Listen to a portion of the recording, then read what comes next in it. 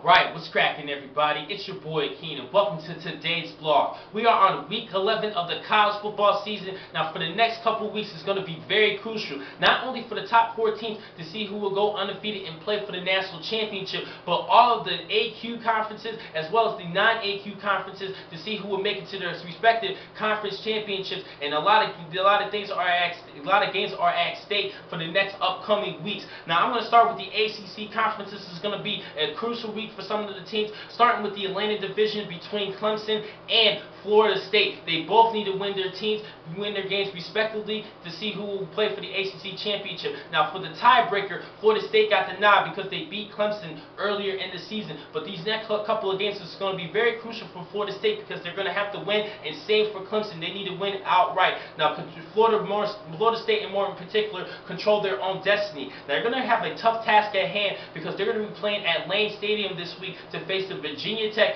Hokies. Now the Hokies have been the most disappointing team in the ACC conference. I thought they were going to perform a lot better this season with returning quarterback Logan Thomas. Now they can still pull off the upset in this one. They still have the home field advantage, but I think the Noles is going to win this one. They're actually 3rd in the nation in scoring and 3rd in the nation in points allowed. They have a well-balanced team, and I think that game against NC State was just a big upset and a fluke, but they are aware of how well the Hokies can ruin their season and try to ruin their chances of making it to the ACC championship. Now like I said, Florida State controls their own destiny in the Atlantic division of the ACC, and I think they're going to win this one, and we'll see what happens this upcoming week. Now for Clemson, they got a pretty easy game as well. They play in Maryland at Clemson. They got the home field advantage. DeAndre Hopkins and Sammy Watkins at the receiver position. The 4 quarterback, Taj Boyd, who's having a great season, as well as they have Andre Ellington in the backfield, but he has been dealing with a little bit of a foot injury. I doubt he might not play for this matchup, but they still have a lot of weapons offensively, and I think they're going to capitalize over the Maryland Terps. They can pull the upset as well, but I don't think Clemson is going to allow them to get an upset and a home field loss. Now I think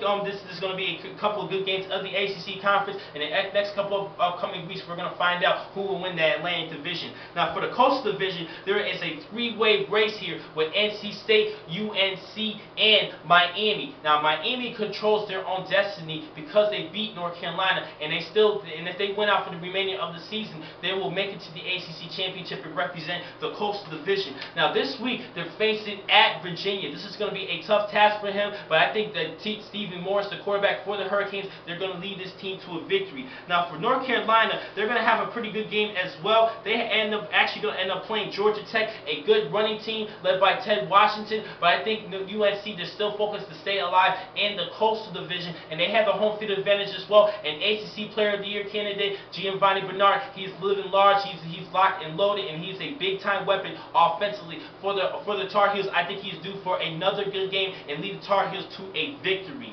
Now, I mentioned those 2 teams, and I really think the race is in between them. Now, I'm going to head over to the Big 12 Conference here, and I think this is going to be a high-scoring matchup between Oklahoma State and West Virginia, because West Virginia's defense is terrible, and they're going to give up a lot of points, which means Geno Smith, Tavon Austin, they're going to have to go to work in this matchup. They're going to end up throwing the ball flying high, and they have to go all out in this matchup because that defense is just so terrible. That offense is going to have to carry the team like they have been carrying throughout this entire season. I'm going to go with West Virginia in that matchup. Staying in the Big 12, a tough task at hand for number 2 Kansas State. They're going to be traveling to TCU to face the Horned Frogs. Now this is a scare for Kansas State because of quarterback Colin Klein. He suffered a undisclosed injury last week in their home win against Oklahoma State, but it was a wrist injury because throughout the entire game he was holding that wrist out a lot in that game, and that's going to be a key injury, and this will be a key loss for Kansas State if he's not ready to play. But Coach Bill Steiner has full confidence,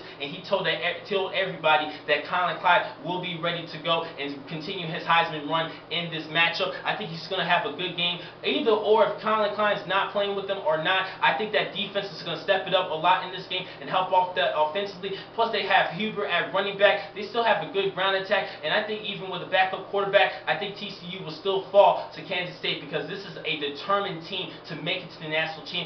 I really believe in the Wildcats, but this will be a tough loss if Colin Klein is not fully recovered to see what happens for the next upcoming weeks. But I'm going to go with Kansas State in that matchup. Sticking with the Big 12 Conference, Oklahoma has a good game against Baylor. Baylor has a good quarterback in Nick Florence, while Oklahoma has a great quarterback in Landry Jones. That's going to be a good aerial display between these two quarterbacks, but OU has the home field advantage. The game is at Norman, and they're the number 12 team in the nation, while Baylor is unranked. This is an easy choice for me. I'm going to go with Baylor in that matchup. Sticking with the Big 12, my Texas Longhorns, 17th ranked team in the nation, host the Iowa State Cyclones. I'm going to go with Texas in this one. I believe in this team. They had a big win last week at Lubbock against the Texas Tech Raiders. I think they're going to build that momentum and continue on for the remainder of the season. I'm going to go with my Longhorns in that matchup. Now, I'm going to jump shift to the Big Ten Conference. Now, this is going to be a crucial game in the Legends Division between Northwestern and Michigan. Michigan needs to stay alive in this one, and I'm going to go with this game as my upset game of the week with Michigan over number 24, Northwestern. Northwestern only has 2 losses in this season, both in Big Ten play, but they're still ranked 24 overall, cracked the top 25, while Michigan is unranked. Now, Denard Robinson did not play last week in the win against Minnesota due to an elbow injury. He's still day to day to see he will play in this matchup. I think he's going to suit up because this is going to be a big game for Michigan, and they're going to need their star quarterback under the center. And I think this is going to be a big game at that. Both of these two teams was trying to stay alive in the Big Ten Conference, chasing Nebraska, who is ahead in that Legends division. But I'm going to go with my upset game of the week. I'm going to go with Michigan with the home field advantage over Northwestern. Now, I talked about Nebraska, number 16 ranked team in the nation. They're going to be hosting a good Penn State team led by Coach Bill O'Brien. This was a good Penn State team, and if they have not been banned, they will be in great competition to make it to the Big 12 championship. But they're banned from the Big Ten championship as well as bowl contention because of the sanctions of Jerry Sandusky. That ruined a lot of them for Penn State. But they're bouncing back, and Bill O'Brien has coached a great team, and he's having a good season in his first year replacing Joe Paterno. But they're playing against a good black shirt team in Nebraska, led by quarterback Taylor Martinez. They're looking to stay ahead of the Big Ten, of the Legends division of the Big Ten Conference. I'm going to have to go with Nebraska in this one. Now, I'm going to go to the MAC Conference. This is going to be a big game between Miami of Ohio and Kent State. Now, the reason why I'm going to call this game out, Kent State, they only have 1 loss this season, but they're going to be facing a good Red Hawk team who upset the Ohio Bobcats 23-20 a couple of weeks ago, and they could have their home field advantage, and they could pull this upset against Kent State. But Kent State has way too many weapons. I gotta go with Kent State. They're trying to make that. They're on the verge of making it to the MAC championship and probably play Illinois. But we will see with Northern Illinois. We will see later on in the season. I'll keep you guys posted. And also, I forgot to talk about the Big Ten, the Leaders Division. This is going to be a good matchup between Wisconsin and Indiana. Actually, Ohio State and Penn State are above Wisconsin, but both teams, like I said, they're banned from Big Ten championship play as well as bowl contention, which means Wisconsin controls their own destiny, and just behind them is Indiana. And I think that Indiana is just a terrible team. Wisconsin should pull the win. Monte Ball should get the ball a lot and lead this team to a victory. Now, I'm going to go all the way to the Pac-12 Conference and go to the western side. In the Southern Division, this is going to be a big game between Arizona State and number 19 USC. USC, big disappointment to me. I thought they had a chance of making it to the national championship. I even had them as my national championship pick this year because of the weapons offensively, and I thought that defense was just good enough to make it to the national championship. But big losses last week to Oregon, Arizona State, and Stanford. They're still in contention for the Pac-12 championship, but they're behind UCLA. UCLA controls their own destiny. In this game, they have the home field advantage against a good Arizona State team led by quarterback Taylor Kelly, but I think that Matt Barkley is going to get his act together and keep this team alive in the Pac-12 South Division. Now, I'm going to stick with the South Division. UCLA, they have a pretty good matchup against Washington State. Washington State is terrible. Now, they do not have the star receiver in Marquise Wilson. He's actually been dismissed, suspended from the team for violation because he walked out on running drills in practice. So Coach Mike Leach took him out the game for the next upcoming weeks. I'll keep you guys posted on that, but Marquise Wilson will not be available, and he is their biggest threat for the Washington Cougars, and they've been playing terrible this season overall. This should be an easy win for UCLA. Now I'm going to head over to the North Division. Number 3, Oregon's going to be traveling to California to face the Bears. Now since 2010, Oregon has been struggling a little bit against this Cal Bear team, particularly at California, in which they lost in 2010 with a big upset with Darren Thomas at quarterback, and they're looking to redeem themselves and play well at California and stay on the national title hunt. They're the number 3 team, third-ranked team in the nation, and they're looking to stay alive, make it to number 2. If they make it to number 2, they will play for the national championship between Alabama, and Notre Dame. They're still in the mix, and Kansas State, as I mentioned before, the recent number 2 team in the nation. But this should be a good win for Oregon. They have a high explosive offense with DeAnthony Thomas and Kenyon Barton leading the way, and Marcus Mariota is having a good rookie season at quarterback for the Ducks.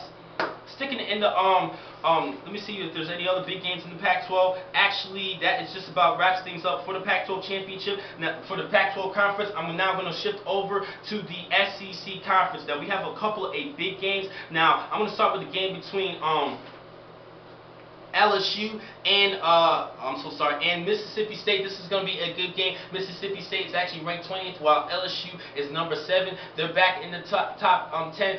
Top 10, they have a good team overall. This game will be played at Death Valley, so LSU does have the great home field advantage. Now, they suffered a loss last week to Alabama, and they're looking to bounce back. Now, Mississippi State, they have been performing well for the first games of the season, but they didn't really play any big top contenders, and when they did, they lost. Just like last week to Texas A&M, and I think they're going to suffer another loss against LSU, so I'm going to have to go with the Tigers in this one. In the SEC East, this is going to be a big showdown between Auburn hosting the Georgia Bulldogs. All Georgia has to do is win this game, and they will make it to the SEC Championship, representing the East. Between them and Florida. If they lose this game, Florida will make it to the SEC Championship to represent the Eastern Division. But I think this is going to be a good game. Georgia is going to prevail in this one, led by quarterback Aaron Murray. They have a couple good running backs, Keith Marshall and Todd Gurley, as well as upcoming receivers in King and Brown. They have a good offense, explosive offense in themselves, and I think because of their weapons, it's going to be way too much for Auburn, who has been struggling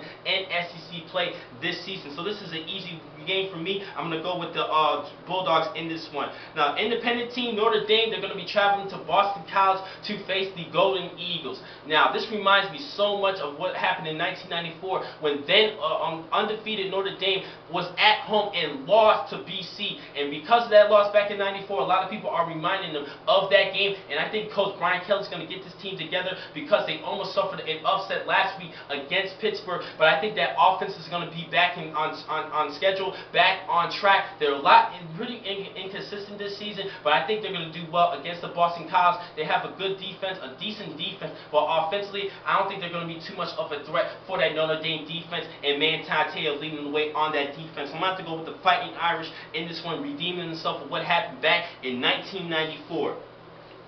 Now, I'm going to talk about the game of the week between number 1 Alabama and number 15 Texas A&M. Now, this is going to be a good matchup. Texas A&M has a great quarterback in Johnny Manziel, and he's been getting a lot of notoriety throughout this season. He came out of nowhere. First year in the SEC conference for Texas A&M, and they have been wreaking havoc in this conference. They suffered a close defeat a couple weeks ago to LSU 24-19, and they're looking to play against another great SEC West opponent. I like this Aggie team a lot, and because Johnny Manziel has been getting so much notoriety, I think Alabama's going to give them a big smack in the mouth and shut everybody up on all the talk on Johnny Manziel. Pretty much because if he's because he's just a rookie, Alabama is like, yeah, you're going to come in our conference out of nowhere and just run all over everybody? Oh no, we're going to shut everybody up and have everybody stop talking about Johnny Manziel. That defense is going to dominate in this one, especially this game is going to be played at Tuscaloosa.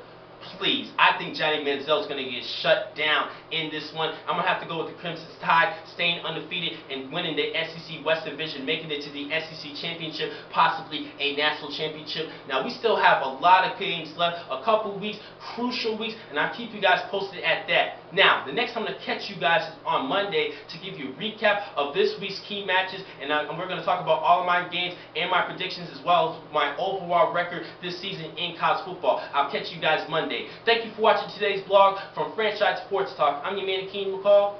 Be easy.